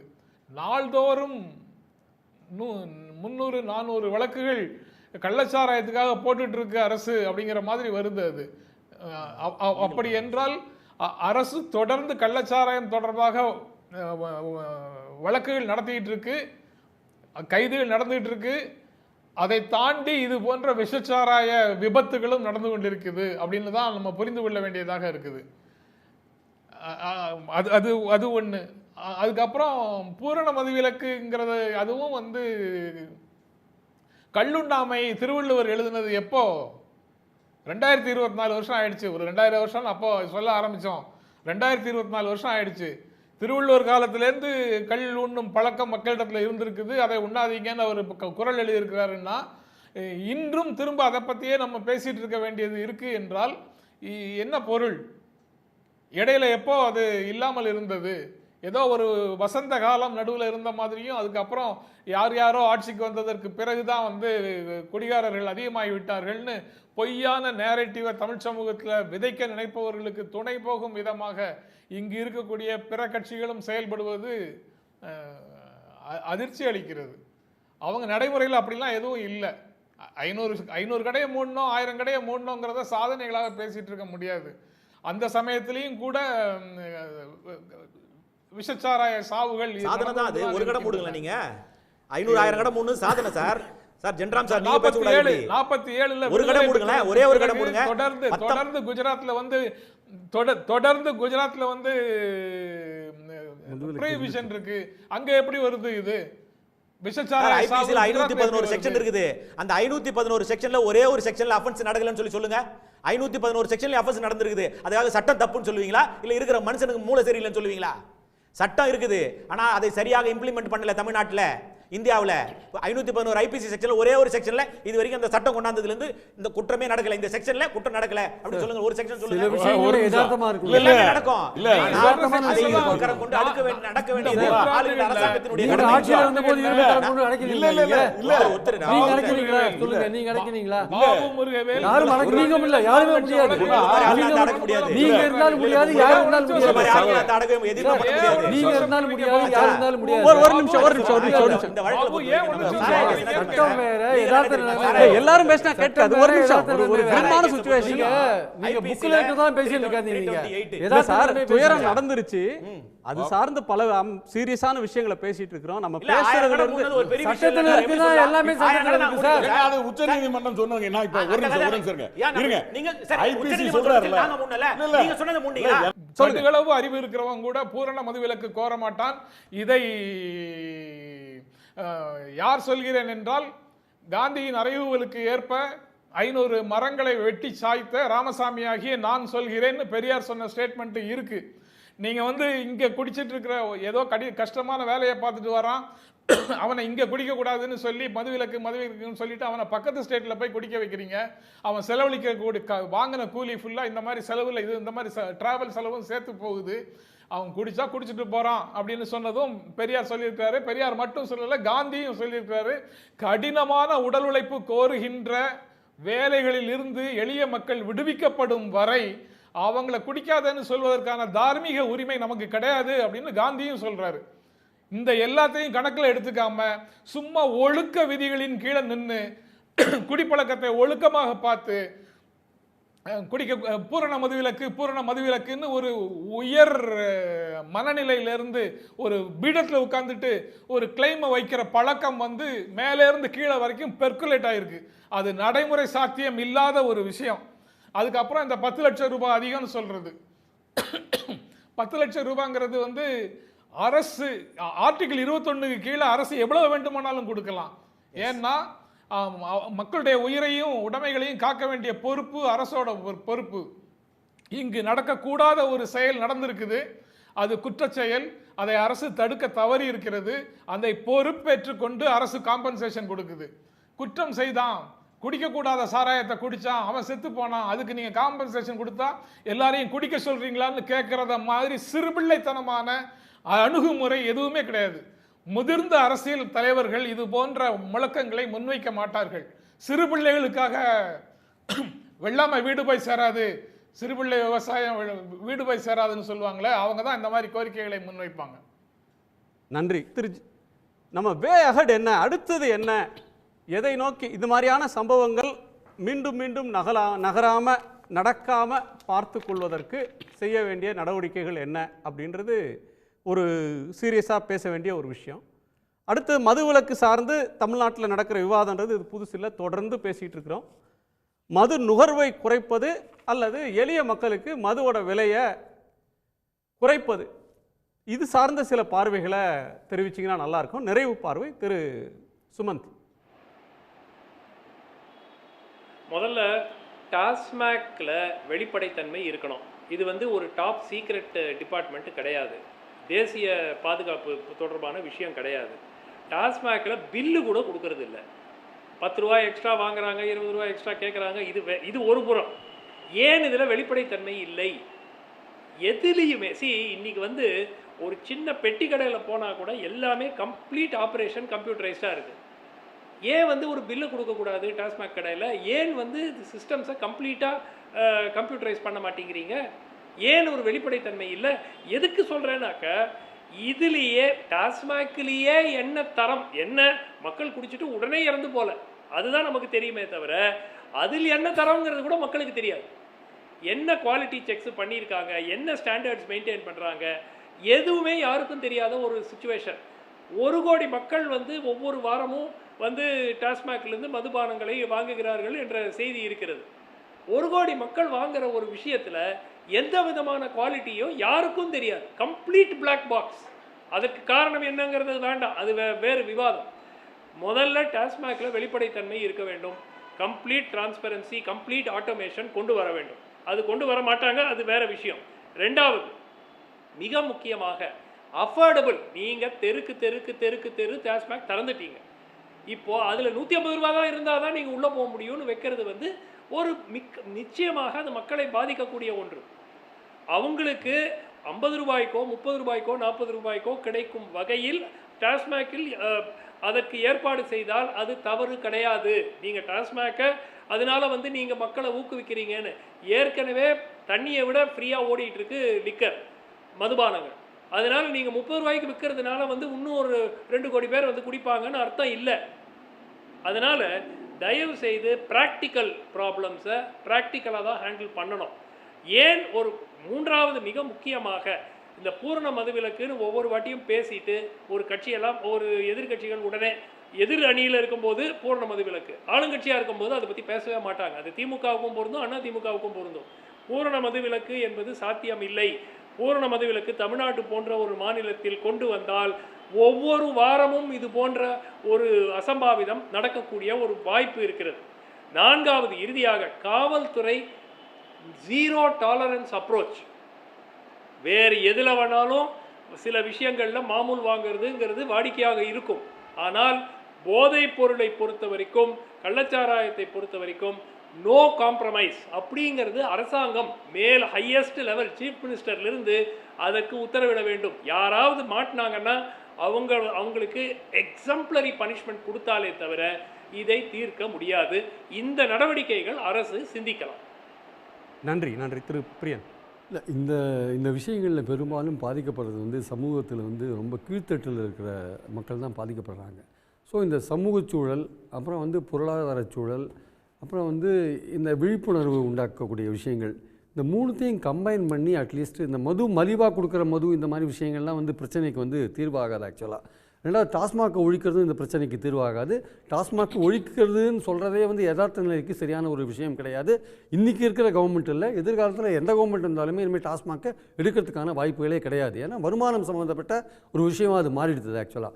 ஆனால் இனிமேல் தனி மனிதனுக்கான விழிப்புணர்வு, அவனை திருத்தறதுக்கான வழிகள், அதே சமயம் அவனுடைய பொருளாதாரம் சம்மந்தப்பட்ட விஷயங்கள், அந்த மாதிரி விஷயங்கள், அவன் ஒரு குறிப்பிட்ட அந்த உழைப்பாளிகள் வந்து பாதிக்கப்படுறாங்களே அவங்களை எப்படி தடுத்து நிறுத்துறது போன்ற விஷயங்கள், இதில் தான் வந்து இந்த நீதியரசர் கோகுல்தாஸுடைய அந்த ரிப்போர்ட்ஸ் இருக்குல்ல, அவருடைய ரெக்கமெண்டேஷன்ஸ் அதை ஒட்டி தான் இருக்கணுமே தவிர மற்றபடி இந்த டாஸ்மாக் ஒழிக்கிறது போன்ற விஷயங்கள் வந்து அவர் பெரிய அளவுக்கு ரெக்கமெண்டேஷன் அவர் கொடுப்பாருன்னு எனக்கு தோணலை. ஸோ இந்த ஆஸ்பெக்டில், சோஷியல் எக்கனாமிக் ஆஸ்பெக்டில் யார் பாதிக்கப்படுறாங்களோ அந்த மக்களை எப்படி விடுவிக்கிறது அதுலேருந்துன்ற அந்த ஆஸ்பெக்டில் தான் நீதியரசர் கோகுல்தாஸோட ரெக்கமெண்டேஷன்ஸ் இருக்கணும். சமூகமே சேர்ந்து செய்ய வேண்டிய விஷயம், ஒரு அரசாங்கமோ அல்லது ஒரு கட்சியோ செய்யக்கூடிய விஷயம் இல்லை. கண்டிப்பாக. ரெண்டாவது வந்து ரெக்கமெண்டேஷன்ஸை வாங்கி வச்சுக்காம என்கொயரி கமிஷன்னாலே கமிஷனை போடு தலையில் கல்லை போடுன்ற மாதிரி இல்லாமல் ரெக்கமெண்டேஷன்ஸை பை லெட்டர் அண்ட் ஸ்பிரிட் வந்து நீங்கள் இம்ப்ளிமெண்ட் பண்ணணும் ஆக்சுவலாக.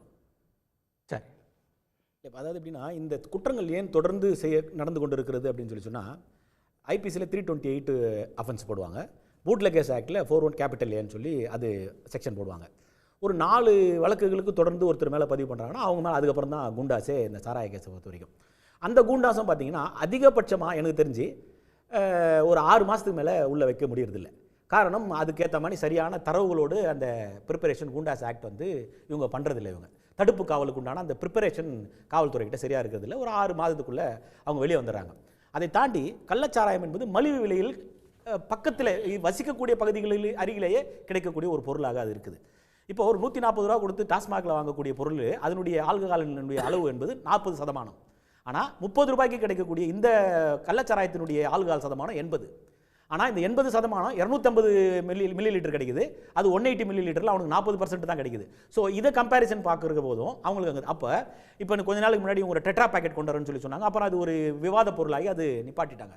என்ன சொன்னால், பூர்ண மதுவிலக்கு டாக்டர் சுமந்த் சொன்ன மாதிரி சாத்தியம் இல்லாத ஒன்று. காரணம், நம்மளுடைய மரபணுக்களின் வாயிலாக ஏறத்தாழ 4000 ஆண்டுகளுக்கு மேலாக இந்த போதை பழக்கம் என்பது மனிதனுடைய மரபிலே உவரி வந்த செயல். பண்பாடின் அடிப்படையிலே, அந்த கலாச்சாரத்தின் அடிப்படையே சிலர் அந்த பழக்கத்திலிருந்து விடுபட்டு இருக்கிறார்கள். அப்போது இதை எப்படி நம்ம செய்யணும்னு சொல்லி சொன்னால், கன்சியூம் வந்து குறைக்கணும். பருகக்கூடிய அந்த உபயோகப்படுத்துவர்களுடைய அந்த எண்ணிக்கையை நீங்கள் குறைக்கிற போது தான் இதில் வரும். அப்போ இந்த உபயோகப்படுத்துவருடைய எண்ணிக்கை, இந்த விற்பனையை எப்போ குறைக்கணும்னு சொல்லி சொன்னால், சிஆர்பிசியில் 107 and 110 ஒன்று இருக்குது, ஒரு செக்ஷன் இருக்குது. அந்த செக்ஷன் என்னென்னா, இந்த மாதிரி தொடர்ந்து குற்றம் புரிபவர்களை அங்கே இருக்கக்கூடிய நிர்வாக மேஜிஸ்ட்ரேட், தட் இஸ் தாசில்தார், அந்த ஆர்டிஓ, இன்ஸ்பெக்டர்ஸ், அந்த காவல் நிலைய அந்த கோட்டை காவல் அதிகாரிகள், இவங்க என்ன பண்ணால் அவங்களை கூப்பிட்டு மாதத்துக்கு ஒரு முறை அவங்களை செக் பண்ணணும். இவன் என்ன பண்ணுறான், ஏது பண்ணுறான் அப்படின்னு சொல்லி ஒரு விசாரணை மேற்கொண்டு அவங்ககிட்ட ஒரு அஃபிடேவிட் வாங்கணும். நான் போன மாதம் ஃபுல்லாக நான் எந்த விதமான தப்பு செய்யலை, இனிமேலும் நான் செய்ய மாட்டேன் அப்படின்னு சொல்லி செஞ்சுட்டு அவனை பவுன் பண்ணணும். ஒரு நாள் 2 நாள் பவுன் பண்ணிவிட்டு அதுக்கப்புறம் திரும்பி அனுப்பணும், ஃபைன் பண்ணணும். சப்போஸ் அது மாதிரி செய்கிறான்னு சொல்லி சொன்னால் ஃபைன் கூட சாதாரண ஃபைன் கிடையாது, லட்சக்கணக்கில் இருக்கும் ஃபைன். இதில் அந்த மாதிரி ஒரு விஷயம் வருது. இதை தாண்டி அந்த கள்ளக்குறிச்சி சட்டமன்ற உறுப்பினர், அனைத்து இந்த அண்ணா திராவிட முன்னேற்றத்தை சேர்ந்தவர், 10 தினங்களுக்கு முன்பாக மாவட்ட காவல் கண்காணிப்பாளர் இடத்திலே எழுத்துப்பூர்வமாக ஒரு புகார் கொடுக்குறாரு, இந்த மாதிரி கள்ளச்சாராயம் அதிகமாக இருக்குது, நடவடிக்கை எடுங்கன்னு சொல்லி. ஆனால் அதன் மீது எந்த விதமான நடவடிக்கையும் எடுக்காதது காரணமாக தான் அவர் கடைசி வரைக்கும் ரிட்டையர் ஆகிற வரைக்கும் அவருக்கு ஒரு பிரச்சனையை இன்னைக்கு சந்திச்சுக்கிட்டார். அதுக்கு முன்னாடி இதே கள்ளக்குறிச்சி மாவட்டத்தில் காவல் கண்காணிப்பாளராக இருந்து விருப்ப பணி ஓய்வு பெற்றிருக்கிற மோகன்ராஜ்னு சொல்லிட்டு, மை மெமரி இஸ் ரைட், அவர் பேர் அதான் நினைக்கிறேன், அவர் சொல்றாரு இது போல புகார் வந்தது, நான் விசாரிக்க கூடாது என்று கட்டாயப்படுத்தப்பட்டேன் அப்படின்ற மாதிரி ஒரு சூழ்நிலை. இப்போ இதுக்கெல்லாம் காரணம் என்ன? இப்போ இது எப்படி வெளியே வரும்னு சொல்லி சொன்னா, சிபிஐ வந்தாதான் இதுல ஆளுங்கட்சியினுடைய தொடர்பு இருக்கிறதா, இல்ல வேறு ஏதாவது அதிகாரிகளுடைய தொடர்பு இருக்கிறதா, ஏதாவது தூண்டல் இருக்கிறதா, நம்ம வெளியே வரணும்னா இப்போ இந்த விசாரணை வந்துச்சுன்னா தான் வரும். சிபிசிஐடி விசாரணை வந்தா அது வர்றதுக்கு உண்டான சாத்தியக்கூறுகள் இல்லை என்பதற்காகத்தான் நம்ம கேட்கிறோம். இன்னைக்கு கூட விசாரணையில் உயர்நீதிமன்றத்து நீதி ஏன் புகார், எத்தனை புகார் வந்திருக்குது, வந்த புகாரின் மேல ஏன் காவல்துறை நடவடிக்கை எடுக்கல அப்படின்னு சொல்லி ஜஸ்டிஸ் கிருஷ்ணகுமார் கேட்கிறாரு. இது ஒரு 20 நாளைக்கு முன்னாடி மதுரை நீதிமன்றம் கள்ளச்சாராயனுடைய வழக்குகள் மரணங்களை ஏன் இந்த அரசாங்கம் தடுக்க தவறி இருக்கிறதுன்னு சொல்லி மதுரை உயர்நீதிமன்றம் கேட்குது. ஸோ இப்போ இதெல்லாம் நான் இது ஒரு குற்றச்சாட்டுக்காக நான் இதை சொல்லவே இல்லை, இதையெல்லாம் பகுப்பாய்வு செய்து இதை திருத்திக் கொள்ள வேண்டிய இடத்தில் தான். ஏன்னா இப்போ பேராசிரியர் சொன்ன மாதிரி எதிர்க்கட்சி அரசியல் தான் பண்ணுன்றாரு, நல்ல விஷயம். ஒரு இந்த இவ்வளவு பெரிய பண்பாடு திமுக நான் எதிர்பார்க்கல, பேராசிரியர் சொல்றாரு அரசியல். ஏன்னா அவங்க இருக்கும்போது என்ன சொன்னாங்க, அரசியல் பண்ணாம அவியலா பண்ணுவாங்க. இப்போ நாங்க பண்ணும்போது அரசியல் செய்யக்கூடாதுன்னு அந்த கூட்டணி கட்சியில் இருக்கக்கூடிய முனைவர் ரவிக்குமார் நேற்று சொல்றாரு. இதை வச்சு அரசியல் பண்ணக்கூடாது எதிர்க்கட்சிகள் அரசியல் தான் செய்வாங்க, தவறு சுட்டிக்காட்டு இடத்தில் தான் எதிர்க்கட்சியில் இருந்து கொண்டிருக்கிறோம். ஆனால் இன்றைக்கு அந்த கூட்டணியில் இருப்பவர்கள் கூட வாய் மூடி மௌனிகளாக, ஏனென்று சொன்னால் மரணம் அடைந்திருக்கிற 52 பேரும் அடித்தட்டு பட்டியலினத்தை சார்ந்த மக்கள், அந்த பட்டியலினத்திற்கு நான் தான் பாதுகாவலன் என்று சொல்லக்கூடிய அந்த தலைவர்கள் கூட இன்றைக்கு வாய் மூடி மௌனிகளாக திராவிட முன்னேற்ற கழகத்திற்கு ஒத்துவதக்கூடியவர்களாக இருக்கிறார்கள் தான் மிகப்பெரிய வேதனை அளிக்கிறது. அதனால் இந்த சூழ்நிலையை மாற்ற வேண்டும் என்று சொன்னால் தீர புலன் விசாரணை செய்து மத்திய புலனாய்வுத்துறை மட்டும்தான் இதில் இருக்கக்கூடிய உண்மையை கொண்டு நன்றி. சகோதரர் பாபு முருகவேல் எப்பவுமே கொஞ்சம் அப்டேட்டடாக இருப்பார். அவர் பேசுறதுனால நான் அதில் குறுக்கிட்டுறது இல்லை. ஆனால் இன்னைக்கு அண்ணன் தொல் திருமாவளவனாக தான் அவர் சொல்கிறார், ரைட்? அவருடைய ஸ்டேட்மெண்ட் இன்னைக்கு படிச்சு பார்க்க சொல்லும். கூட்டணியில் இருந்து கொண்ட ஒரு ஆர்ப்பாட்டத்திற்கு தயாராகி கொண்டிருக்கிறார். எனவே அதைத்தான் சொல்கிறேன். அப்போ அந்த அளவுக்கு இருக்கிற ஒரு தலைவனை நம்ம சாதாரணமாக நீங்கள் தூக்கி போட்டு போயிடக்கூடாது. அதில் மிக முக்கியமானது, கூட்டணியில் இருந்தாலும் ஜனநாயகத்தை பேணி காப்பது தலைவர் முதலமைச்சர். அந்த முதலமைச்சர் முன்னாடி தான் அவரால் அதை சொல்கிறாரு. அப்போ அதுக்கான அந்த உரிமையை கொடுத்துருக்கிறார்ல. மாண்புமிகு முதலமைச்சரை பொறுத்த வரைக்கும் எந்த இடத்திலும் தயவுதாட்சியம் இல்லாமல் அவர் நடவடிக்கை எடுத்துக்கொண்டிருக்கிறார். அதனால் தான் நீங்கள் பார்த்தீங்கன்னா அதே வீடியோவில் பொதுமக்கள் பேசுகிற போதே எங்களுக்கு முதலமைச்சர் மு.க. ஸ்டாலின் மீது நம்பிக்கை இருக்கிறது மக்கள் சொல்றாங்கல்ல. அப்ப அதுக்கு என்ன காரணம்? அதைத்தான் நாங்க சொல்றோம். நீங்க அரசியல் பண்ணக்கூடாதுன்னு சொல்ல, அதுல மக்கள் நலனையும் சேர்த்து பண்ணுங்க, ஜனநாயகத்தின்படி பண்ணுங்க. இப்போ சகோதரர் பேசும்போது ஒன்று சொன்னார், நம்ம ஜென்ராம் அவர்கள் அந்த திருக்குறளை சொன்னார், வள்ளுவரை சொன்னார். அப்போ ஒரு பேராசிரியர் ஒருத்தர் எழுதியிருந்தார், வள்ளுவர் ஏன் கல் உண்ணாமைன்னு எழுதினாரு, கல் குடியாமைன்னு தானே எழுதியிருக்கணும். அப்போ குடிக்கிறதுங்கிறது வேற, உண்ணுதல் என்பது வேறு. அதாவது அளவுக்கு மீறி கல் உண்ணக்கூடாது அப்படிங்கிறது தான் வள்ளுவரினுடைய நோக்கமே என்கிற அதைத்தான் சகோதரர் பாபு முருகவேலும் இப்போ மறைமுகமா நம்ம அதை ஒரு லிமிட்டுக்குள்ள கொண்டு வரணும் என்று சொல்லியிருக்கிறார். பேசுவோம். நம்ம இது ஒரு சமூக பிரச்சனை, இதில் இருக்கக்கூடிய சமூக பொருளாதார சிக்கல்களை உணர்வோம். உணர்ந்து மாண்புமிகு முதலமைச்சர் சொல்லியிருக்கிறார், வாங்க வெளிப்படையாக திறந்த மனதோடு அவர் தயாராக இருக்கிறார். மாண்புமிகு முதலமைச்சர் அவர்கள் எதிர்க்கட்சி தலைவரோ சமூக செயற்பாட்டாளர்களோ பத்திரிகையாளர்களோ யார் வேண்டும் என்றாலும் மாண்புமிகு முதலமைச்சர் அவர்களிடம் இந்த சமூக பிரச்சனைக்கு தீர்வு காணுவதற்கு அவரிடம் ஆலோசனைகளை வழங்கலாம். நான் உறுதியாக சொல்லுகிறேன், இந்த கோகுல்தாஸ் அவர்கள், நீதியரசர் கோகுல்தாஸ் அறிக்கையாக இருக்கட்டும், சிபிசிஐடி அறிக்கையாக இருக்கட்டும், இவை அனைத்தையும் எடுத்து நாட்டு மக்கள் நம்பக்கூடிய வகையில் மாண்புமிகு முதலமைச்சர் எப்படி ஆன்லைன் ரம்மியில் ஒரு இளைஞன் சொன்னான், மாண்புமிகு முதலமைச்சர் அவர்களே என்னோடு இனிமேல் ஒரு இளைஞன் இந்த மண்ணில் இறக்கக்கூடாது என்று சொன்னான். ஆன்லைனை நிறுத்தியதற்கு மாண்புமிகு முதலமைச்சர் நடவடிக்கை எடுத்தாரோ, அதை போல இனிமேல் தமிழ் மண்ணில் எவர் ஒருவரும் இது போன்ற விசச்சாராயத்திலோ கள்ளச்சாராயத்திலோ இறக்காத வண்ணம் மாண்புமிகு முதலமைச்சர் உறுதியான நடவடிக்கை எடுப்பார். நன்றி. நன்றி. திரு ஜென்ராம், சுருக்கமா. அதாவது அனைவருக்கும் தரமான மது கொடுக்கணும். அந்த குவாலிட்டி ஸ்டாண்டர்டில் சமரசமே கூடாது. சட்டம் என்ன சொல்லுதோ அதன் விதிகளை அரசு கராராக கடைப்பிடிக்க வேண்டும். அந்த ரெகுலேட்டரி மெஷர்ஸ் கரெக்டாக இருக்கணும். ஒன்று, மதுவிலக்கு தொடர்பாக பேசுகிறாங்க, டைரக்டிவ் பிரின்சிபிள்ஸை எடுத்துக்காட்டி பேசுகிறாங்க. மினிமம் வேஜஸும் தான் டைரக்டிவ் பிரின்சிபல்ஸில் இருக்குது. அதனால் குறைந்தபட்ச ஊதியம் அனைத்து மக்களுக்கும் கிடைக்கிற மாதிரியும் கண்ணியமான வாழ்க்கையை அவர்களுக்கு, எளிய மக்களுக்கு உறுதி செய்வதும் நடந்தாலே பாதி இந்த மாதிரி போதையை தேடுகின்ற பழக்கங்கள் குறைந்து விடுங்கிறது ஒன்று. அதற்கான முயற்சிகளையும் அரசு எடுக்கணுங்கிறது ரெண்டாவது. மூணாவது, அரசியல் பண்ணுவோம் இந்த மாதிரி பெருந்துயரத்தில் கூட அப்படின்னு சொல்கிறதுக்கு இன்னும் வேற ஒரு உதாரணம் இருக்குது. குஜராத்தில் அந்த தொங்கு பாலம் இடிந்து கீழே விழுந்த போது ராகுல் காந்தின்னு எதிர்க்கட்சி தலைவர் ஒருவர் சொன்னார், இதில் எந்த விதமான அரசியலும் நாங்கள் பண்ண மாட்டோம், காங்கிரஸ் தொண்டர்கள் அங்கு போய் பாதிக்கப்பட்ட மக்களுக்கு உதவி செய்யுங்கள், இதில் என்ன பிரச்சனையாக இருந்தாலும் பின்னாடி பேசிக்கலாம், இன்று அதை பற்றி பேச வேண்டாம் அப்படின்னு ராகுல் காந்தி சொன்னார். அதையும் முன்னுதாரணமாக எடுத்துக்கொள்ள வேண்டும் என்றால் எடுத்துக்கொள்ளலாம். நன்றி குணா. நன்றி நன்றி நன்றி. உங்கள் அனைவருக்கும் நன்றி. மீண்டும் சந்திப்போம். இது கேள்விக்களம் மக்களின் மேடை.